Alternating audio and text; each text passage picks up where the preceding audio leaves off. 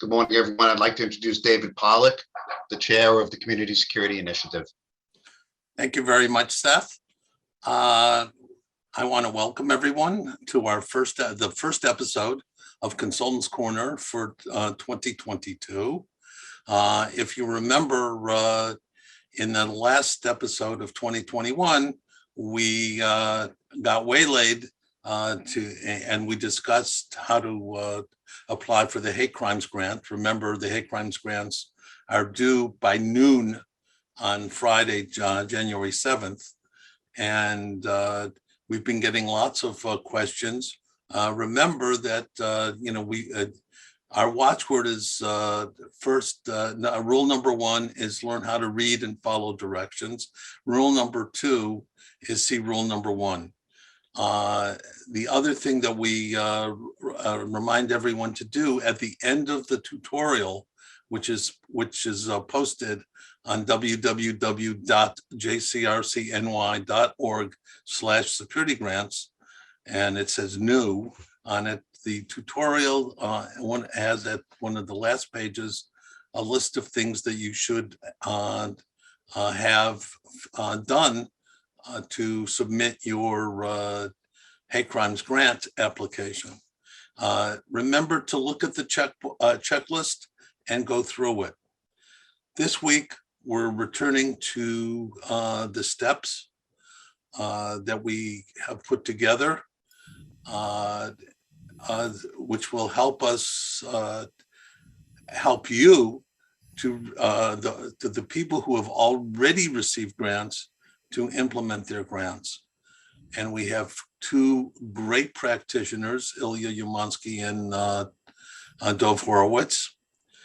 And what we can, they're going to present on the current grant. We're also, I want to give you a heads up that we're putting out a survey to select people. Probably many of you will get it, where we're going to ask you about your experiences with security vendors. We're doing that so that we can help the rest of the field. We can help steer people to vendors who have really served institutions well. So you'll get a survey. Remember that we've tried to make it as short and painless as possible and still keep value. So that's what we're doing. Seth has put up, during this session, if you have any questions, just put them in the chat or send them to CSI_questions@jcrc-ny.org. And now I'm just going to turn it over to Dov as the first one. I guess I'll take it from there. Good morning, everybody. Thank you, David. Thank you, Seth. It's good to see everybody again. Happy New Year. Welcome back to the first session of 2022. There are a couple deadlines coming, right? David mentioned the hate crimes grant that's due, but that is not the topic of this session. So obviously, if you're still having questions, reach out to your RSM or see the information posted on our website.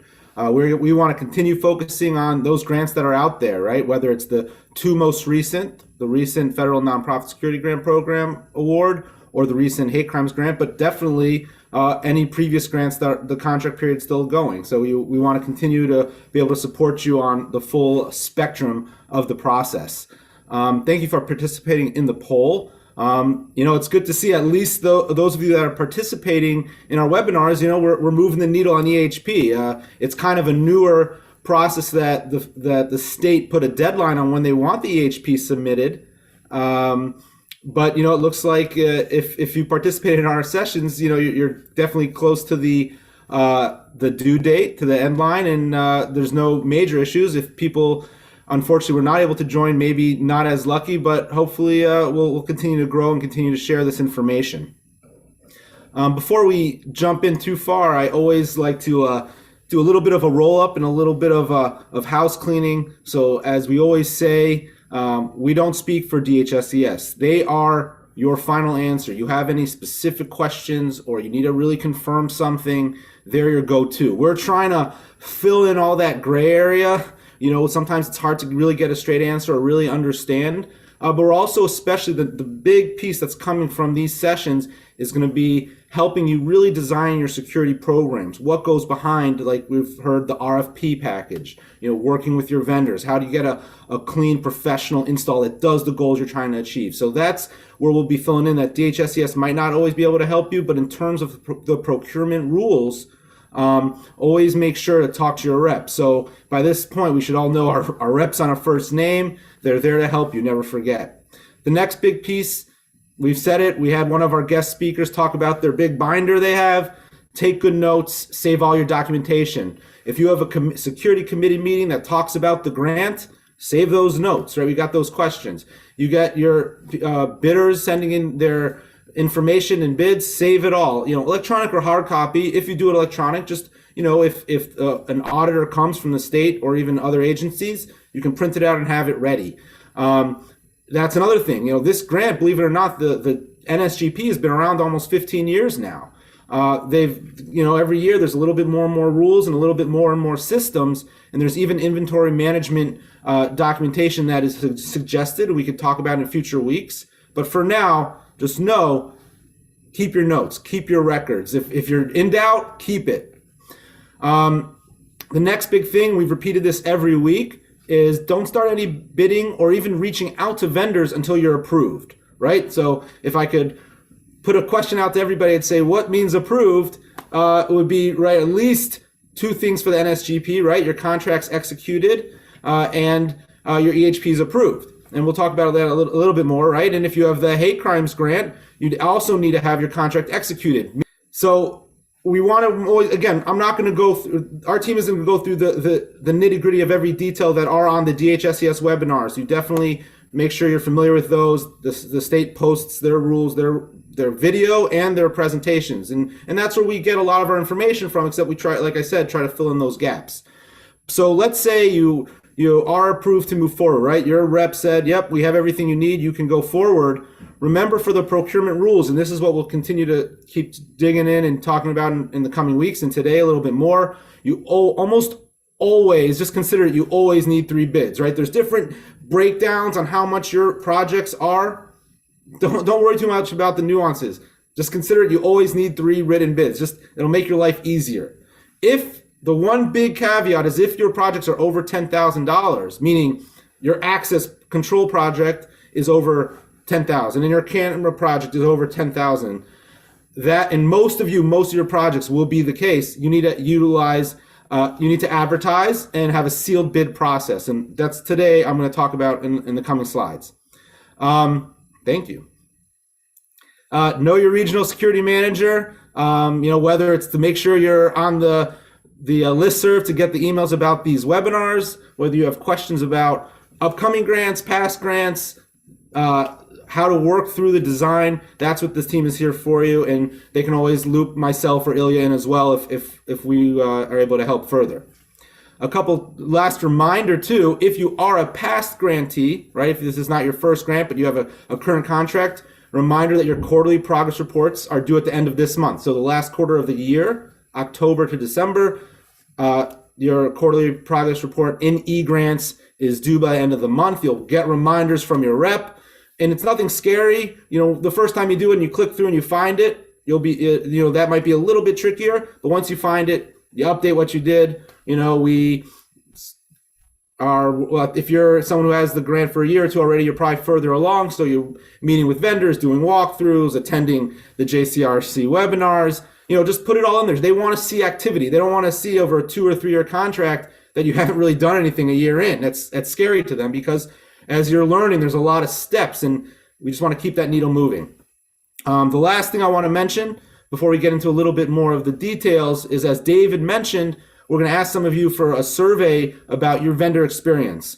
Our team at the JCRC Community Security Initiative, we cannot refer vendors. We try to keep that safe balance, but we definitely want to be able to support you. So by connecting your input, who did good work at your location, we can potentially give that kind of information to other people who are struggling to find vendors. So keep an eye out for that survey request, and please, it would really help us out and your colleagues and other organizations for you to fill in that information. All right, next slide.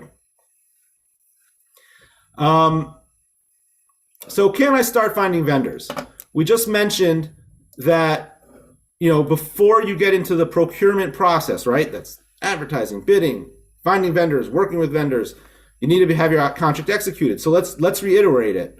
For the NSGP, you have to have that signed contract, executed contract, and your EHP approved. So if you're a new NSGP awardee and you just submitted your EHP, right? We just did our survey. Some of you just submitted it, and some of you are hopefully get there by the end of the week.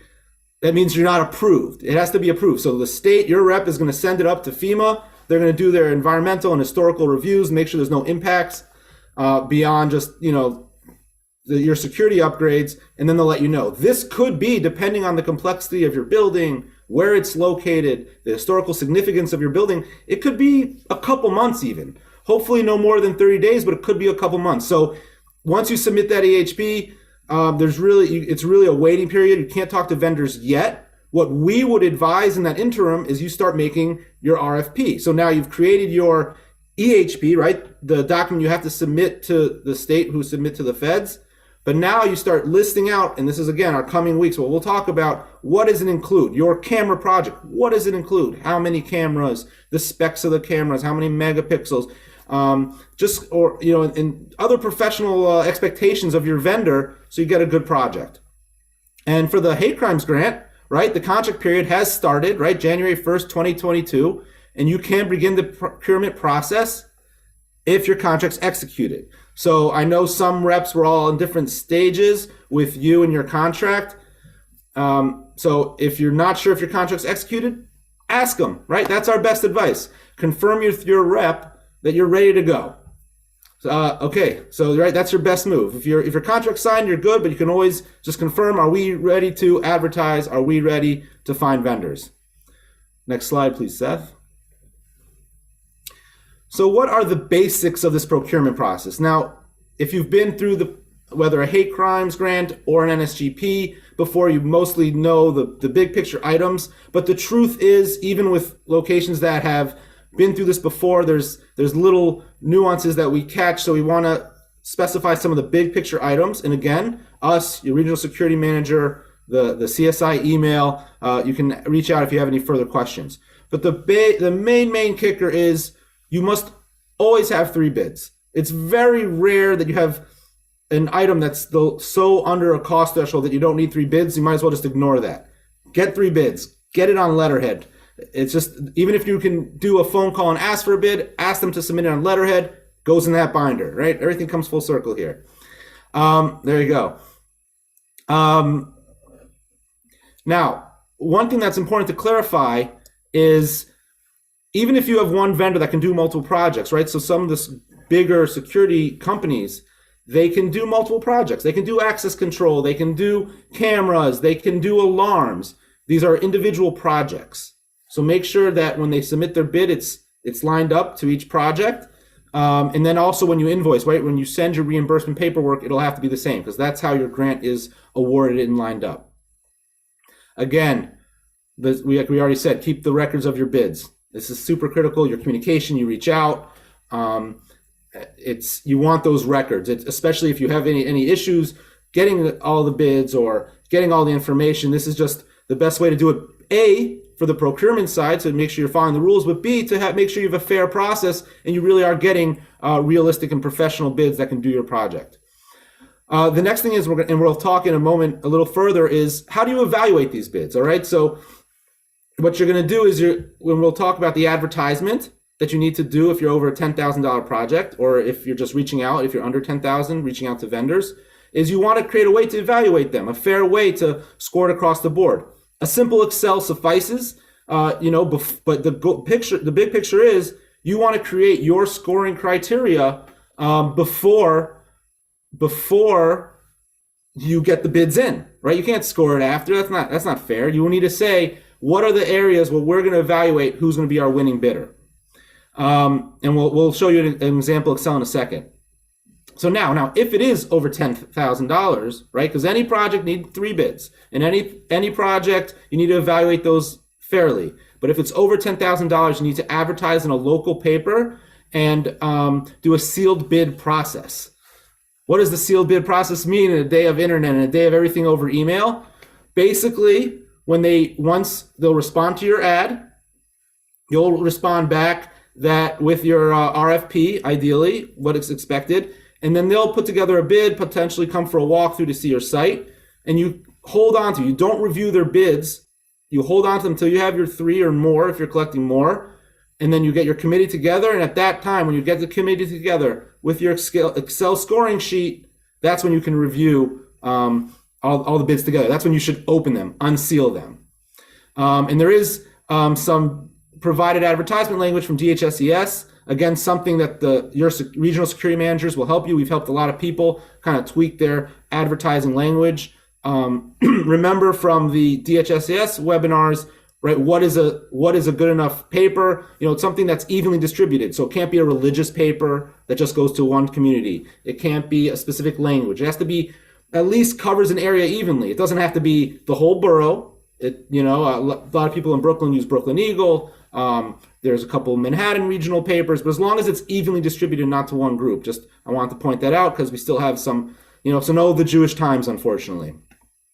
The last most important thing, if you have a Securing Communities Against Hate Crimes grant, right? A hate crimes grant, you must have, you've probably heard about this a lot, you must have 30% awarded to an MWBE. Right? And you should do this before you do the next project, because then you're kind of in a little bit of a corner if you backfill that 30%. So really, you got to do your 30% before you move on to any other vendors. And I'll go through this in a little bit. All right, next slide, Seth. So we mentioned the scoring matrix. This is a simple example. I've shared this or other versions with groups out there trying to figure out what it's supposed to be. That's really all it has to be. You make it per project. Each one of your team has either you do it as a group together and you score them, or each one of you on your committee, your security committee, it should be at least 3 people, does their own score and you compare it. So you have a fair process of each of your bids. Again, if it's a sealed bid, you only open them at the same time to fulfill that procurement requirement. If you need, honestly, it's really just a simple Excel. You sit down with your team, you decide what are we going to consider, what's important for us as we go forward in this project. If you want a sample sent to you, we can probably do that as well. But honestly, there is a value of you and your team sitting down and thinking about what's important to us. All right, thank you. Next slide, Seth. All right, so we mentioned that DHSES provides some information, some template advertisement language, right? So I'm not going to go through it all here. It's on their slides. You can copy it. Your RSM can also help. And also notice they also put out sample MWBE language if you have a hate crimes grant. Don't try to necessarily copy this all from here. It's definitely out there. Your regional can get you this information in a format you can use. But you obviously have to tailor it a little bit to your location. You should have an email that doesn't identify your location for security reasons, of course. And you should specify the basics of your project, because what will happen is they'll respond to your advertisement, and from there you send more RFP details of what exactly your project is. Next slide, please. So what happens after we post the advertisement, right? We're talking about this advertisement. We're talking about the bid process. We're talking about the RFPs. What does this all mean? What's the big picture? Sometimes we start zeroing in and we forget what we're actually trying to achieve. So you put it in this paper. If you have, again, over $10,000 project, you put it in your paper. And once it's posted, you can, at that point, reach out to vendors you identified. Either maybe you worked with them in the past, maybe you searched for them online, maybe it's just someone you know about out there that someone gave you a name for. In addition, you can share with your regional security manager. Again, we can't refer any vendors, but there are groups out there we can share with that can send it to their security professionals and hopefully can get you some good vendors who can do a good project. An important point I want to point out is that, there's a lot of pieces to this. We're happy we get to reach milestone. We applied, we were awarded, we finished our EHP, we made the advertisement, and then kind of sometimes we put it on the paper and we sit back. From the vendor's perspective, if they reach out, you should at least acknowledge, right? Even if it's a sealed bid and we don't want to review any bids yet, if they write to you, you should acknowledge it, because what's going to happen is if they don't hear from you for 3 or 4 months, a couple things could happen. One, they could lose interest. B, it could say, well, I don't know, might be a difficult client if we don't hear from them. Or even worse case is they give you a proposal with a cost, but it's so far after they first put it out there that it doesn't stand anymore, and then you have to redo the process. So at least acknowledge receipt and let them know an RFP will be coming, whatever it is, but keep that, ensure you communicate even before the final selection. Just, don't say anything that you can't share with all bidders. If your RFP is ready, however, and again, this is now what we're going to start getting into in a little bit more in today's presentation and in the coming weeks, that's what you share to the bidder, so they know what you expect from their project. Again, save all your communications, all your documents, your meeting notes, the bids. This is what shows that you follow the rules of the procurement process. All right, so once again, though, we're coming to the scary MWBE process, but there really is something we can manage with. So next slide, please, Seth. What is the MWBE requirements? What is this? Right, at this point, I think most of you, if you have a hate crimes grant, right, this is very specific to the hate crimes grant. It's the requirement that you have 30% of your project. So if you have a $50,000 hate crimes grant award, that's $15,000 that you're required to allocate to minority and women business-owned enterprise. We'll make sure to put, if you don't have good access to the DHSCS webinar, just note it's slides 18 to 46. So a big chunk dedicated to how you can find these MWBE registered businesses. In their slide, and there's a portal, there's an online website tool to help find. You got to dig through and sift, and it works. The first time through, it's a little challenging, but you'll get there. It's a requirement, so you got to do it. Obviously, certain projects, there's more vendors out there than others, and if you struggle, definitely reach out to your RSM. But it is a requirement for the hate crimes grant.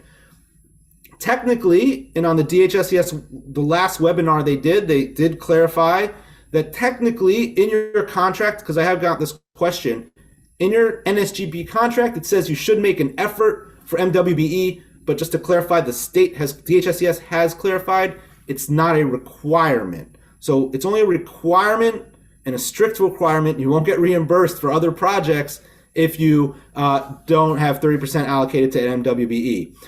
The state says that it must be spent before you do your other projects. So identify if you have a couple projects in your hate crimes grant. Once you hit that threshold and you've contracted it, and there's actually paperwork, which we'll mention in a second, that you have to do. Once it's all done, then you can move forward with your next projects. Again, another reason we have a 2-year contract period. Seems like a lot of time, but that window is closing.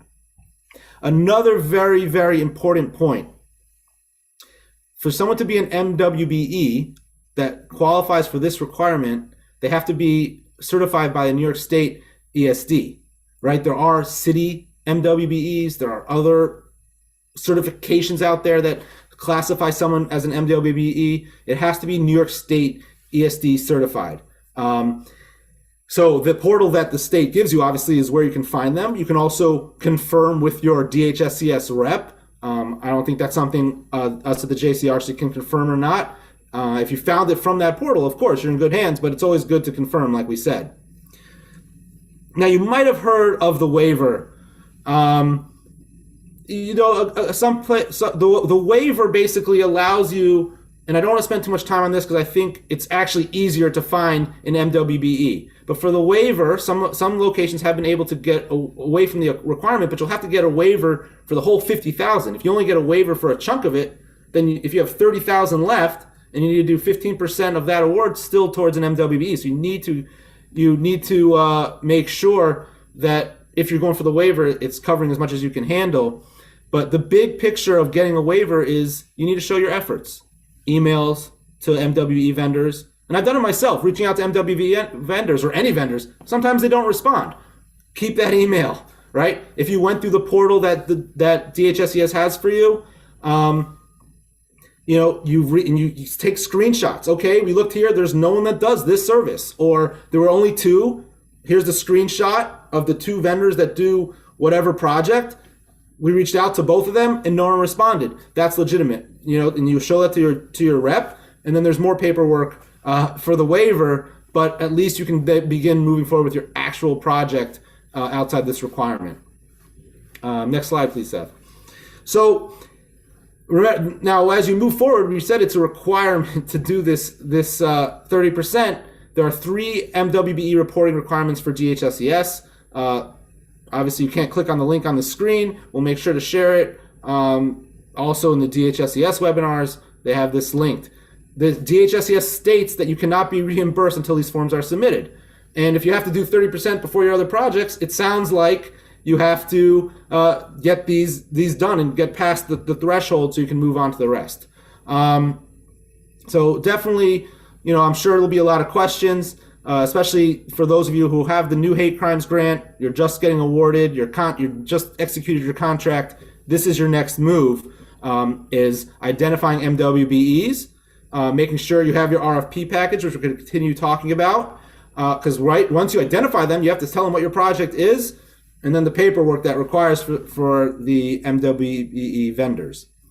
All right, so next slide, and this is the last for me today before I turn it over to Elia. So obviously we talked a little bit about a couple of these items, right? We did some house cleaning. We talked about what goes into the advertising. Again, if you really want to get a more in-depth, definitely find the DHSES webinars. We don't want to just regurgitate that. We want to kind of fill in the blanks, answer some of the direct questions. But like we said, almost more importantly, is really creating a good RFP package, what goes to the vendors, really designing what your program is, and that includes working with the vendors. It's not just, okay, here's our project, it's done. There's steps to stay on top of it and make sure you're getting a good deliverable. So with that, I will turn it over to Ilya. Before we go there, yes, sir. One thing I just want to add to MWBE, that you can go to a general contractor who is MWBE, and that and if you're doing something like lighting, go to an electrical contractor, someone who does electrical contracting. They have lots of MWBE contractors in that sphere. There can be other areas, fencing. And again, even if you go to someone who is a good GC, who knows how to follow instructions and install something according to bid, you can go to a GC. They buy a door from a security door company, and they install it. Everything that you pay that GC, which would include the materials and the labor, would be accounted toward the MWBE number. So it would be, included in your 30%. So these are ways that you can accomplish your goals and get the 30%. And then it might be more difficult to find experienced MWBE vendors who do security integration. Because, the last time Dove looked, I don't know if you found anything this time, we couldn't find people with a lot of experience in integration on the MWBE lists. Right. We do know people who do training. Right. So now you can go over to Ilya. Well, thank you, David. No, very important points, right? There are other ways around, but to work with this requirement, but let's just not ignore it or just go right for that waiver, because even the waiver takes most of the work to find the vendors anyways. But again, this is something, if you're really struggling, reach out to your RSM. As we are deeper and deeper involved, we're finding more vendors out there that potentially we could share your advertisement with. Once you're at the advertisement stage, we can share that out there in the community and hopefully get a couple good MWBEs that we respect and we know do good work for you. And by the way, that's exactly why we're doing the survey. So we get feedback from you guys. So with that, thank you very much, and I will turn it over to Ilya to carry the torch and start talking about the bid packages and more information. So thank you. Right, and I don't want to thank you very much, David and Dov. I don't want this to become kind of a lecture on these 3 points. We've touched on them several times, but I feel there are a few things that may seem intimidating when we talk about an RFP, request for a proposal. And we've had a lot of comments saying, well, isn't this like this thick package that is very challenging for us to put together? What is very useful is to think about it from this perspective. Any contractor that you'll be interacting with, right? For them, it's very important to count the number of locations, the number of devices, the number of points where they will be doing work, so that they can assess kind of the labor costs and the number of the quantity of equipment that they have to produce to you. But this is where it gets where a lot of people miss the point. A lot of facilities today, and for a few years in the past, have been preparing their EHPs. We already mentioned that an EHP by itself points to all the locations where, let's say, a team at the facility is looking to implement security upgrades. Well, that's a very good starting point for vendors. And that's also an easier way for you to start your conversation with vendors when you release the RFP package. One thing that I caution my clients about is an RFP cannot be a single piece of paper. It can't be a single page. Nor should it be a 400 or 500 page thick set of documents. Okay, and Dov and I have conversations about what does an optimal RFP look like, right? And there isn't a single template that will help you. One thing that we always recommend, and I think you've seen this, we've posted it, we've given you some samples, and also posted some materials on the Consultants Corner website, where the starting point is an RFP invitation letter or a cover letter. And this is how the normal large projects, capital projects around the city and in various states get initiated. There's always a cover letter that introduces some points about the organization and the team and the scope of the project. And so what a lot of people miss is that they'll prepare the cover letter and they'll rely on that one document. That's not the best way to communicate with the vendors what it is that you're trying to accomplish.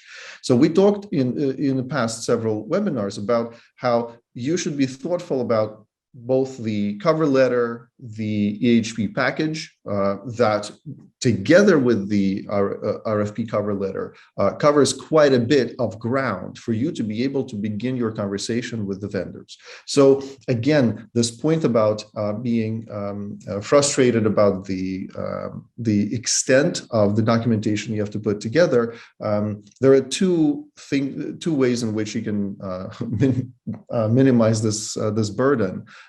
One of them is obviously reach out to your RSM and ask questions.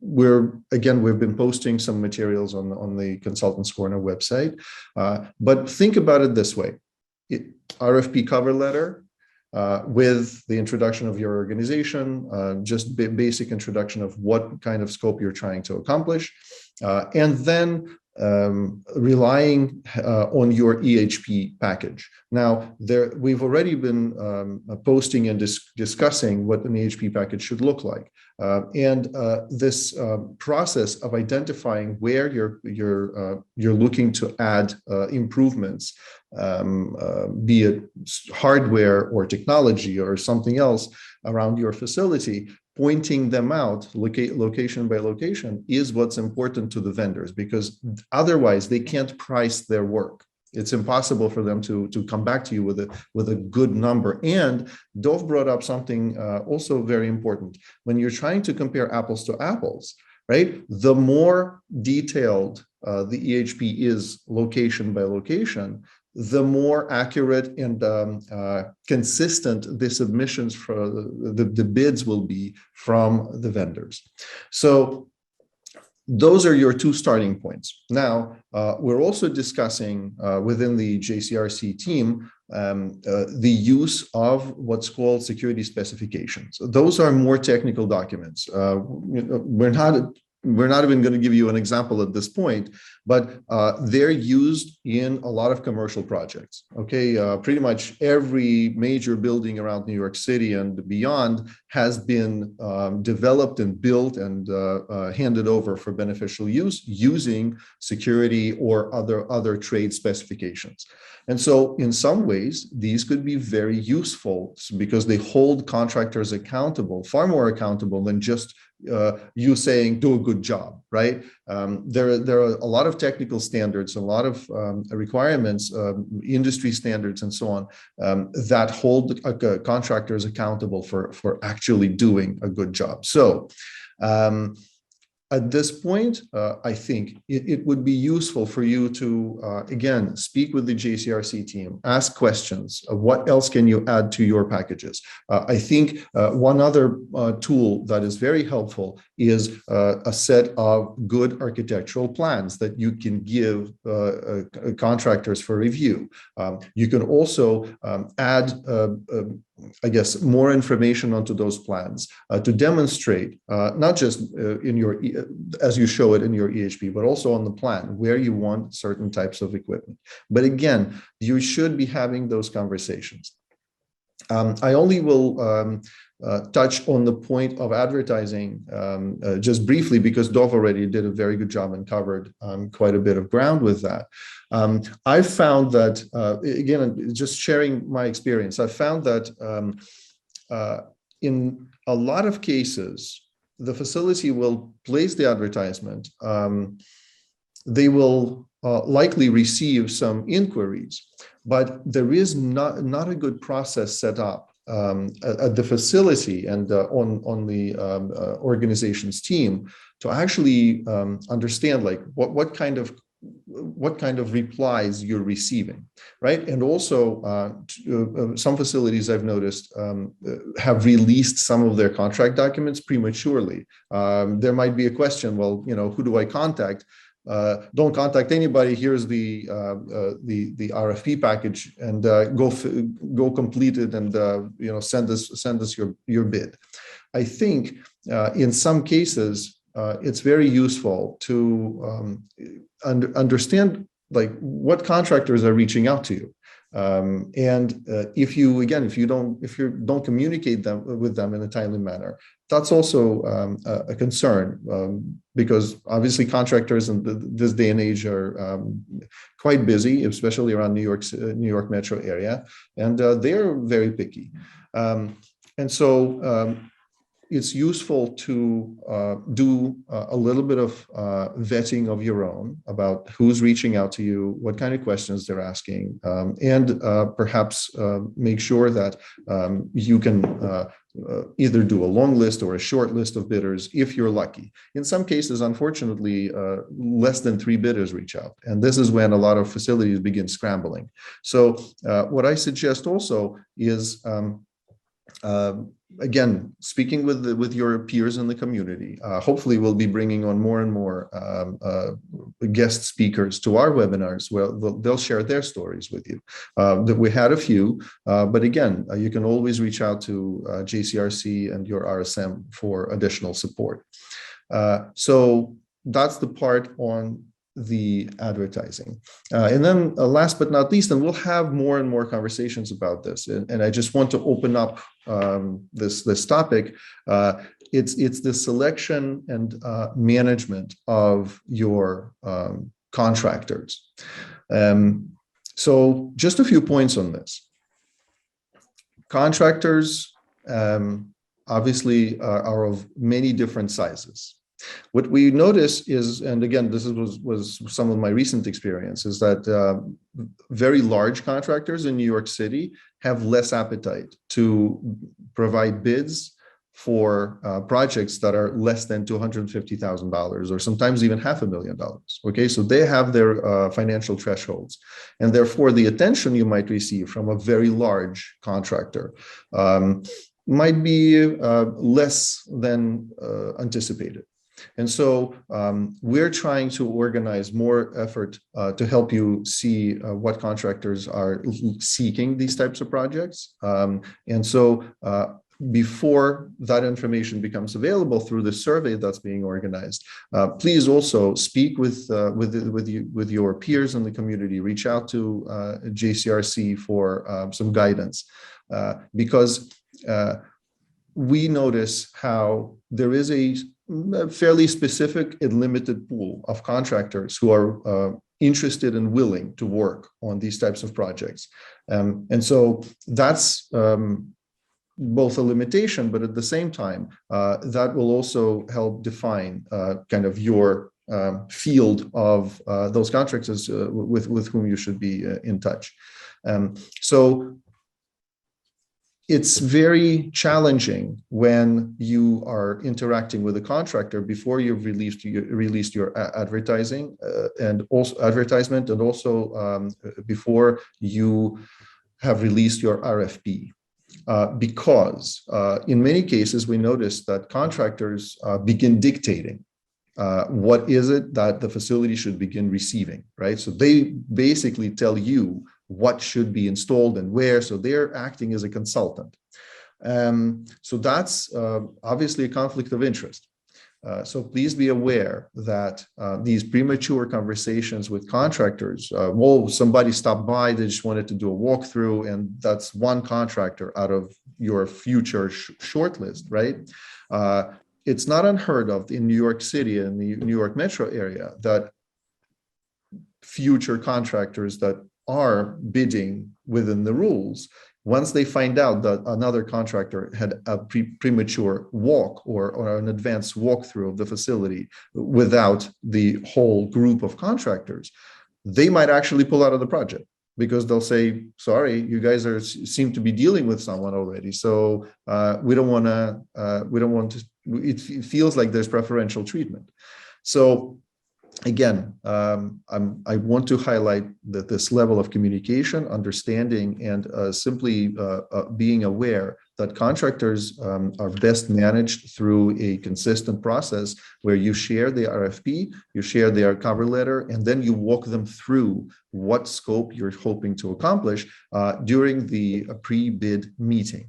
Okay, so that's the typical process that exists in New York area and in many other jurisdictions in many other states, how contractors are managed. It's very important to pay attention to two things. One, who is the person and how attentive is the person on the contractor side who's interacting with you? What kind of replies you're getting? Does it take a week for them to reply, or they're fairly prompt with the way they communicate? Okay, what kind of interest? I've had a walkthrough of the facility with 3 potential bidders, right, where 2 of them hadn't taken a single note on a piece of paper about any questions they were asking. So they're peppering the representative of the client facility with questions, but they're not taking any notes.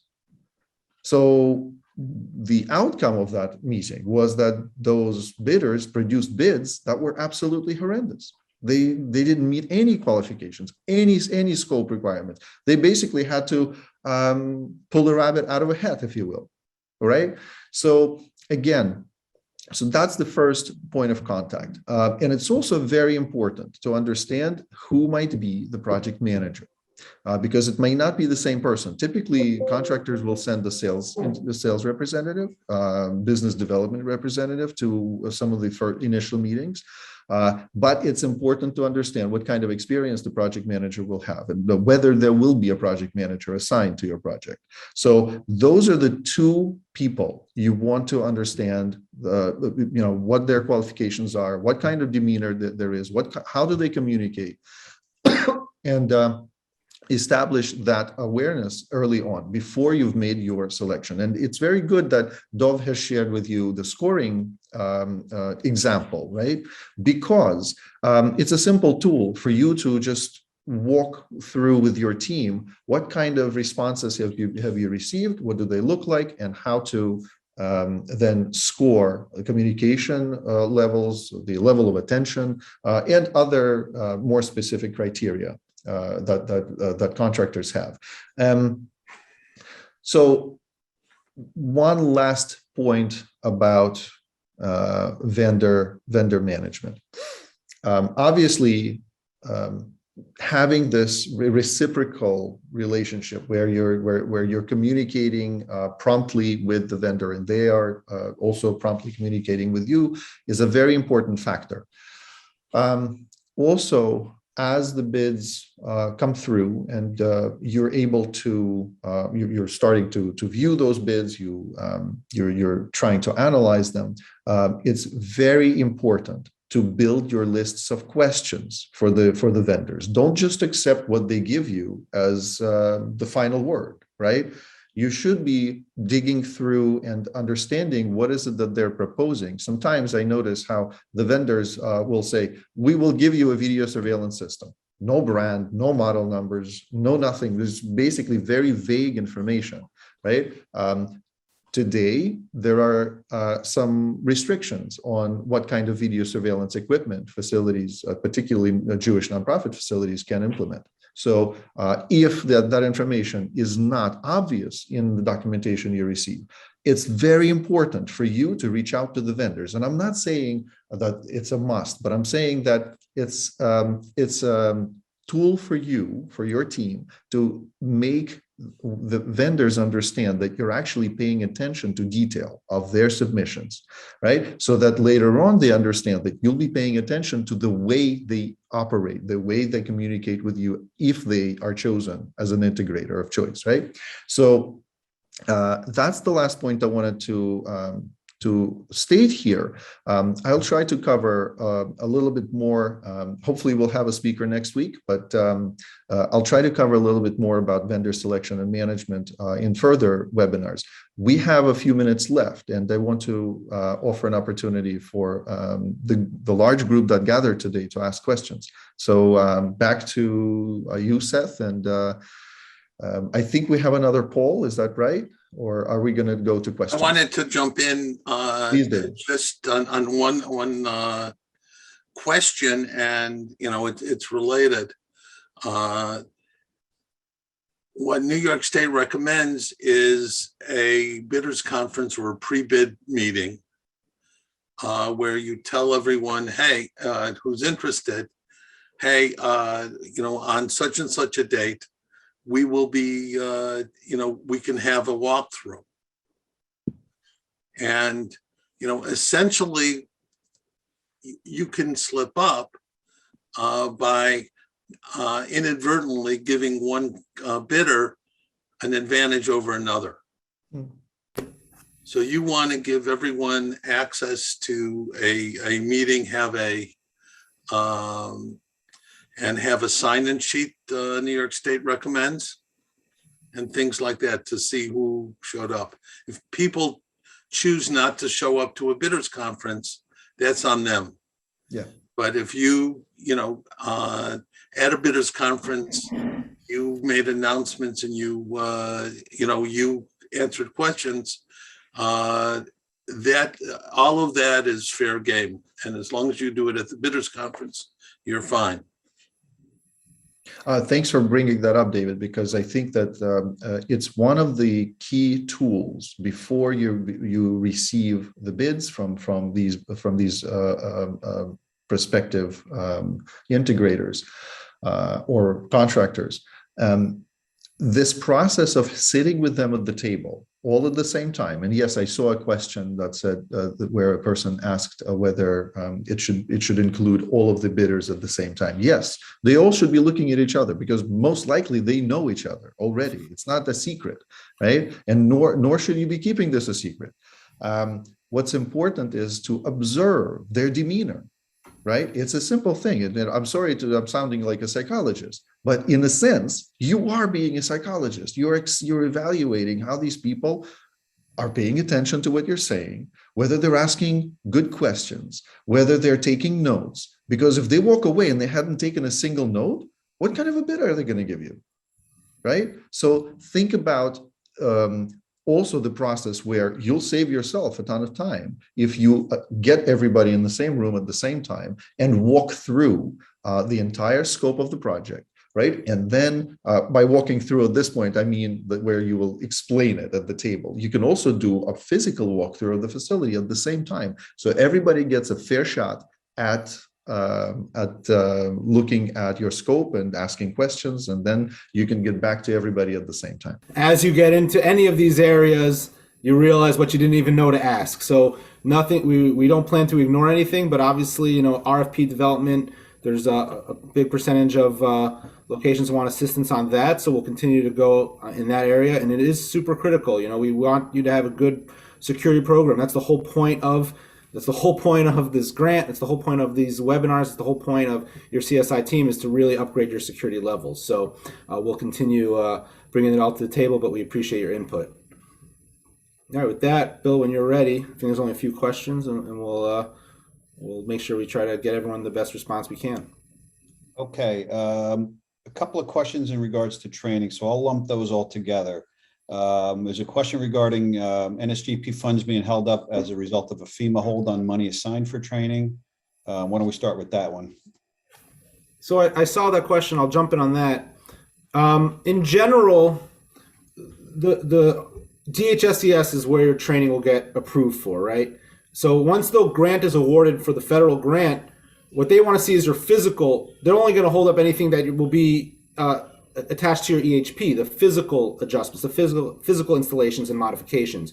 Your training needs to be approved by your DHSCS rep and their colleagues. So if there's a holdup, you should be able to request what that is directly from your rep. It might, they're not going to approve a vendor, but they just want to make sure that you're not just finding some random group out there. They want to make sure it is tailored to what you were awarded, right? Because that's what the state will care about. If you were awarded your grant by the feds for a specific type of training, and someone comes back and says, okay, we'll do first aid and CPR, very good, important trainings for your institution, but that's not covered by the grant. So they want to make sure it lines up with what you were approved for and does provide a worthwhile product. So your best bet, if there really is a holdup, ask your rep, say, are we ready to move forward? What other information? They really want a lot of material. As we said, these grants have been around for a while and they're becoming more and more specific, but they'll ask you what they need from you and you go back in your vendor to get them, to get that information. That's pretty much been the process, and it's doable. You just got to know what they're asking so we can fill in the blanks with your rep. Usually they're concerned about, curriculum. What is the training going to do? What is it going to accomplish? The requirement for DHSCS pre-approval came at a period where there were people running around saying, I'm going to do gun training at synagogues. Dove will remember that. And, that's something that no one the DHSCS didn't think that they should be funding. So, it's usually a curriculum-based issue. Thank you. Again, under the umbrella of training, under the NSGP grant, one institution says their training project is in the other budget category and it's paid on a per trainee basis. Some potential vendors are used to the flat fee approach for training sessions, as in the hate crimes grants, not based on the number of attendees. We also have funds for planning and exercises. Suggestions? That's the question. And also kind of lumped in with that is a request for information on what training vendors are out there that they can go get bids from. Gotcha. Thank you. I'll jump in there too, if that's okay. So to flip the responses, obviously, again, our team can't refer vendors, but obviously we know a lot of the players out there. If you can share your ad with your representative before we have our survey up, potentially we could distribute for you. Again, no matter what, whether they say someone from the team shared the ad or not, you need to have your fair and open procurement process. Make sure you're still evaluating them compared to their responses and what you expect from any bids. To the first question from, there obviously what the hate crimes grant allows is different than the NSGP. Hate crimes grant only allows for training, and being that's a state grant, there's a little bit more leeway for your reps to help you through the process. So maybe the state grant, they've had a little bit better experience. I've seen this question regarding the NSGP about the numbers of attendees. I'm not saying it's not a new rule.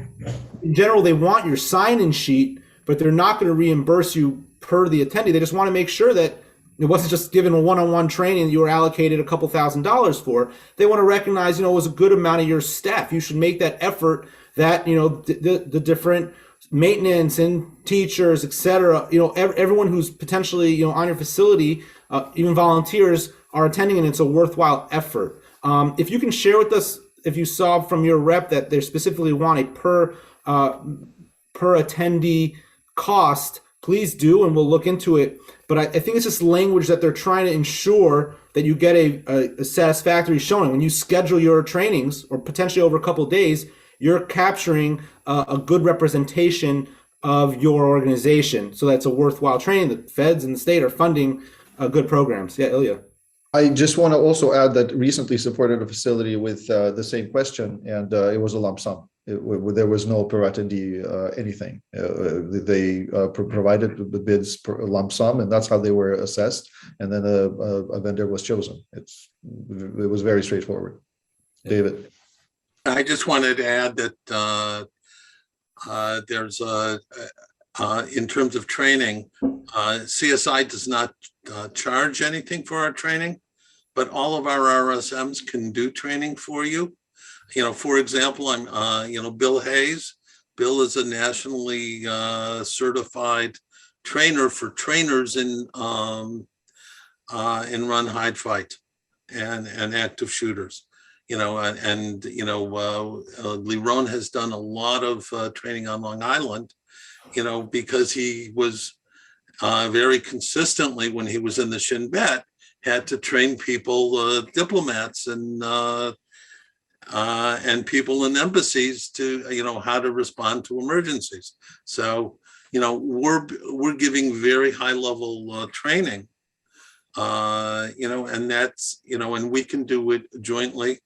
The other thing that I always recommend when we're thinking about training is if you're doing training in active assailant response, it's advisable for you to reach out to your local police to have them sit in and help you on this, because your local police should know what your response should be. I had a very, I did a training in Lakewood, New Jersey a number of years ago, and I was with, Ilya will remember Bob Loudon, and Bob and I did it together. And Bob said, you do the majority of the training and I'm going to jump in. And what he jumped in with was, Bob Loudon is one of the masters trainers of police in the world. He, he literally wrote the book on hostage negotiation. And Bob got up and said, I want everyone to know that when I show up, I'm in charge. And that's the reality, that, if you're in an active shooter situation, the cops have to be in charge and you have to do everything you can to keep your constituency safe. So, training along with the cops is a really good thing. And thank you, David. And to close in on the rest of the question that Bill presented, with the NSGP, there are other categories that seem similar to training. if you were awarded these additional categories, like we said earlier in the presentation, they have to require their own bidding, their own invoicing. But reality is, it's likely to get the best product. It should go through the fair process, but to get the best product, you want it to be the person putting together your plan should most, from a security perspective, to be the one delivering your training and delivering your exercises. Right. So just to differentiate what these are, your planning is what's on paper, right? To guide people on how they respond to something and how to respond to a lockdown or an active shooter. The training is that kind of more classroom style session presented to hopefully as much of your organization as you can. And the exercises are more like, actually running a drill or potentially a tabletop with executives. So there are a little bit of differences. And if you had requested that in your budget, you just got to make sure to invoice them and do the procurement for each individually. That's my recommendation there without understanding the question any further. But definitely reach out to your reps if we can help drill that down. Next question has to do with window film protection. I recall, this is the question. I recall in an earlier webinar, the photo showed only lower windows identified for film. Do you know the rules for which stories can be funded? You were awarded those funds based on your assessment. So if your assessment identified any external windows, ideally you want to use, there's layers that you should approach first, accessible windows, street facing that could be impacted by an external explosive. There obviously everything has different vulnerability levels. And if you're not able to do everything, you could approach that, but there's no rules from the procurement about which windows can or cannot be upgraded, replaced, and or filmed, with one caveat. If you have a hate crimes grant, because I was just at a location yesterday that had internal windows, the previous hate crimes grant would not award for internal modifications. So just recognize that nuance. But otherwise, it's based on your assessment. If the assessment was specific, and then the auditors or something come back and look at, well, this assessment only said this, then you could be limited. But the rules of the grant do not limit you which windows can be hardened. Generally, if I remember, our assessments say windows below 18 feet. I've seen that in some that might be older assessments. Usually sorry, Dave. Basically, there's a calculation, how, what a bomb blast would do. And, certainly anything at ground level, first floor should be protected. The second floor, it's a question. And it depends on the height of the building, et cetera. But Dov is 100% right. They're not going to worry about what you do in terms of window film. For the EHP, by the way, and we haven't discussed this, but it's a matter for a different discussion.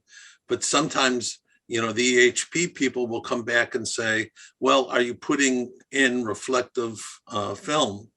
And we don't want reflective film on that building. If you're looking for window film and video equipment, do you put them together in one RFP? I believe one of you covered this, Ilya. Separate. The short answer is separate, because the vendors will be different. Some vendors that install security technology will say that they install window film as well, and some may have, but history shows that that's typically subbed out to a third party anyway. So if you are able to locate vendors who directly install window film, then you should have a separate RFP for that set of vendors. So you have to have 3 bids. And then for technology and various other upgrades, depending on scope and the skill set of the vendor, their scope of services, you should be preparing separate bids. Note that Ilya said technology. And, that's a place where we're lumping different categories in the AEL together. So CCTVs, alarms, access control systems are often done by the same vendor. So those are easy to lump together. And that's something that you should, discuss with your regional manager. Yeah, it's very important because we can have offline conversations about it. Please reach out to the team. But there are a lot of particulars in the way different types of security systems are designed. So for example, access control must work together with video surveillance, and it must also work together with alarm management. However, sometimes they're treated as standalone systems, and sometimes they're also installed as standalone systems. So that's not the right approach. We will be happy to guide you. Just reach out, and your RSM would be your first point of contact, and we'll be happy to support you. And don't forget, almost most importantly, if they're different AL categories, right, different budget awards in your grant, they need to be bid on and invoiced separately. So there's already that inherent separation. And like Ilya's saying, they're most likely going to be different vendors for some projects versus others. So this is really going to be how you should be lining it up. Okay, related also in Ilya's wheelhouse. If you're doing separate projects, did you say that there should only be one walkthrough for everybody at the same time? And if you're doing separate projects like window film and video equipment, do you have all those vendors coming up at the same time? Are you going to do a separate walkthrough for the video project, separate walkthrough for the window project? Can you clarify that? It's best to have separate walkthroughs because those each in groups of vendors will be asking slightly different questions or very different questions. So it probably would be a waste of everyone's time if, let's say, a vendor who provides access control and video surveillance sits at this, or three vendors like that sit at the same table with vendors who install film. Right now, occasionally it's okay if you are running out of time, if you need to bring people to the table and just kind of explains different types of scopes, but that could also confuse vendors quite a bit. So it's best to align your walkthroughs with the RFP that you're releasing. You've released an RFP, you're seeking three vendors for that RFP. Those are the three vendors that should be participating in the walkthrough. You know, and they're looking for different things in a walkthrough. So if I'm doing window film, I want to know the condition of the windows, how the windows are attached to the frame, how thick the windows are, accessibility of windows, those kind of things. If I'm doing technology, I'm worrying about how do I get my cables to the right place. Yeah, absolutely. And, it's, and therefore, how much will it cost to do the installation? How many person hours will I have to put into this project? Sure. Which is the bottom line for both the Windows and the technology. But, a lot of the technology stuff and, these days are, they can fix a system without even coming to your door. It's all done remotely. So, those are the kinds of things that you want to do. And by the way, the AEL has been adapted and now will include cloud-based services for access control and video. So, we can put all, the various analytics into and recording into cloud-based systems. Good lobbying, David. Well done.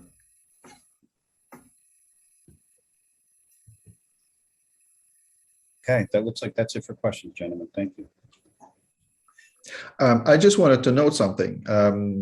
Our friend and colleague, Dov, prepared a wonderful set of Q&A or frequently asked questions. So that information is being finalized and will be also posted on our website. And that is something that those attending here, or if you're speaking with your peers and you want to recommend for folks to go to the Consultants Corner website, that information will also be posted there soon. Thank you. Good point. All right, David, any last comments? Thank you, everybody. Thank you. All right, have a good day. Happy Thanks New to Year. our consultants. Happy New Thanks Year. to our tremendous team. Thank you, Seth. Thank you, Bill. Thanks, everyone. Bye-bye. See you. Bye-bye.